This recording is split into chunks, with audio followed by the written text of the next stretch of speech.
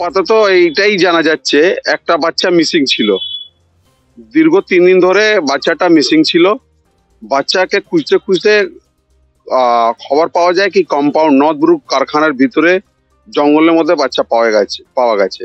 ওই বাচ্চা কি অন্য কোনো বাচ্চা, বাড়ির লোক দেখলেই চিনাত করে বলতে পারবে কি কোথাকার বাচ্চা আছে, কার বাচ্চা আছে।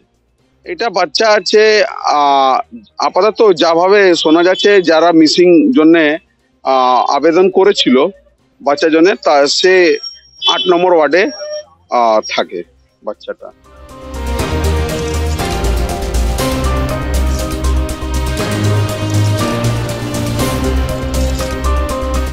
শুনলাম একটা ছেলের বডি পাওয়া গেছে, বাস ওটাই দেখতে এসছি।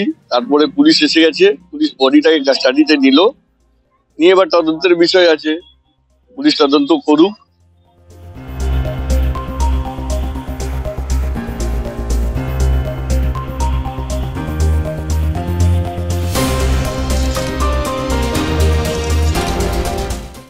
আমাদের ভিডিও ভালো লাগলে লাইক এবং শেয়ার করুন।